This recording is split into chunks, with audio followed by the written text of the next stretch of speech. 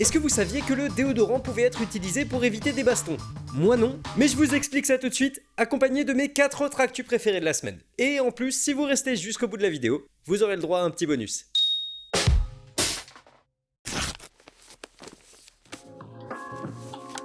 De plus en plus d'éleveurs de moutons utilisent une nouvelle technique afin d'éviter que leurs béliers ne se battent. Du déodorant. Et pas n'importe quel déodorant. Je vous parle évidemment du déodorant préféré des gens qui sentent pas bon et qui en rajoutent une couche plutôt que d'aller prendre une douche. Axe.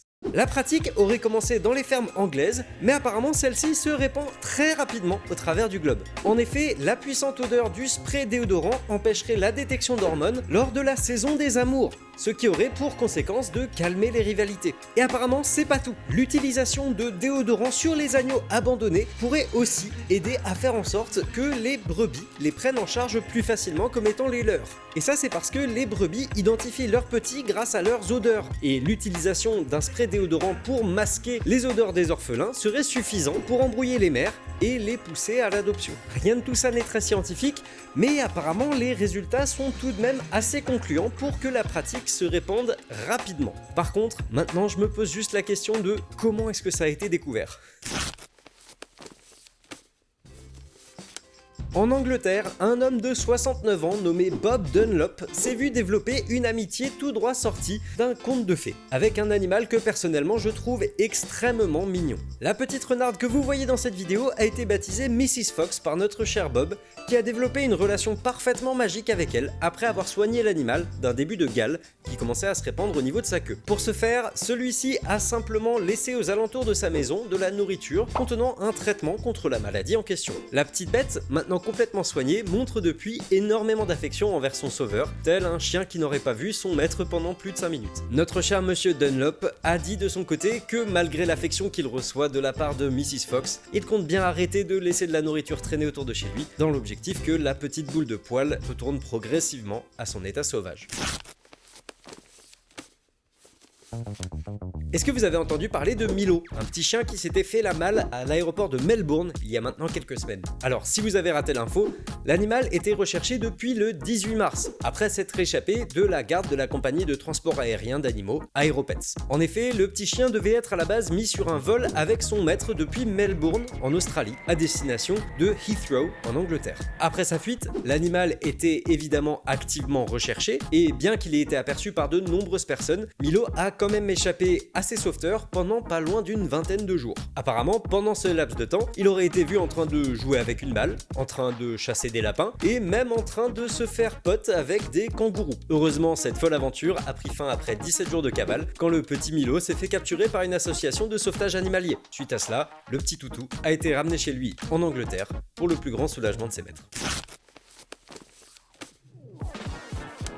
La NASA a confirmé avoir été responsable d'un événement qui aurait pu avoir des conséquences désastreuses sur Terre. Le 8 mars de cette année, un petit objet cylindrique de pas loin d'1 kilo s'est écrasé dans le toit d'une maison de la ville de Naples, en Floride. Alejandro Otero, le propriétaire de la maison, avait pu récupérer l'objet qui avait traversé le toit et terminé sa course sous le parquet du dernier étage. L'homme avait à l'époque suggéré que celui-ci était possiblement un déchet rejeté de la Station spatiale internationale. Plus d'un mois plus tard, la NASA a enfin confirmé l'origine extraterrestre du cylindre, confirmant qu'effectivement, celui-ci faisait partie de la plus grande cargaison de déchets jamais renvoyée de l'ISS. La palette, qui pesait pas loin de 3 tonnes, avait été éjectée de la station en mars 2021. Il était prévu que celle-ci se désagrège entièrement lors de son entrée dans l'atmosphère, qui était prévue pour le 8 mars 2024. Mais visiblement, il y a eu un petit couac, et de ce que j'ai compris, plusieurs autres débris ont pu atteindre la surface de la Terre, en plus du cylindre retrouvé chez Monsieur Otero.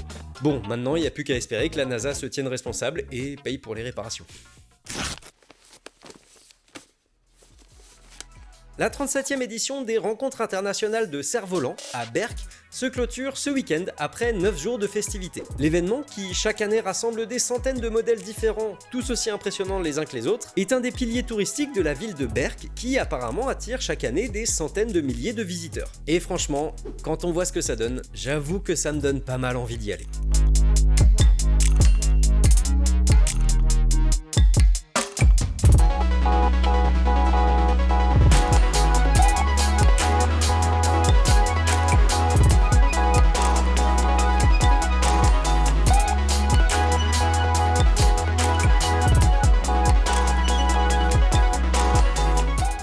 chaque fois que je vois des images de cet événement, je me demande vraiment comment ils font pour avoir des centaines de cerfs-volants dans les airs en même temps, sans jamais que les fils ne s'en mêlent.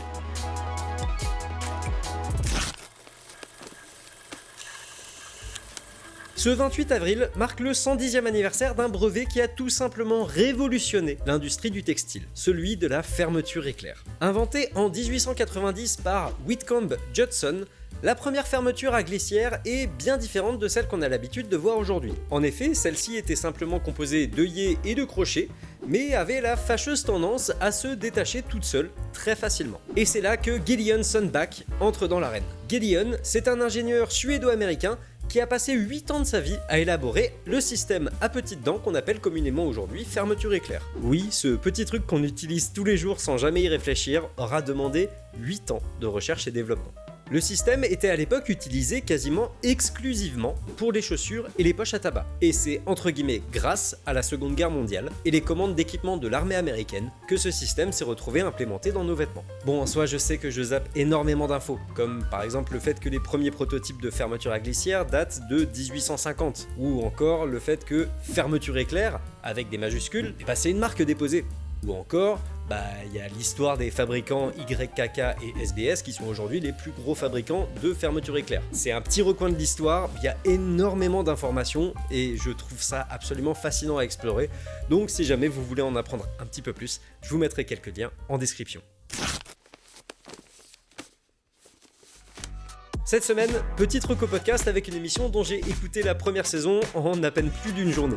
Solus, de Hugo Terra et Lucie Ronfaux, est un podcast qui parle de jeux vidéo, mais pas vraiment comme on en a l'habitude. Plutôt que de faire des analyses ou des critiques d'œuvres, les deux animateurs dézooment un petit peu plus et parlent ici du jeu vidéo d'un point de vue sociétal, en explorant diverses thématiques telles que la nourriture, le handicap ou encore le sexe, avec en prime des extraits d'entretien que les animateurs ont pu avoir avec des professionnels des milieux concernés. Le tout est franchement très bien ficelé, avec une première saison de 5 épisodes qui font en moyenne un petit peu moins d'1 heure, et comme d'habitude, si jamais ça vous intéresse, vous trouverez ça en premier lien de la description. Et voilà, c'est tout pour ce Morning Brew, merci d'être resté jusqu'au bout de la vidéo. Si jamais ça vous a plu, n'hésitez pas à me le faire savoir en laissant un petit pouce bleu et un commentaire, et si jamais c'est pas déjà fait, si le concept de la chaîne vous plaît, n'hésitez pas à vous abonner. Sur ce, moi je vous dis à la semaine prochaine pour un nouveau Morning Brew.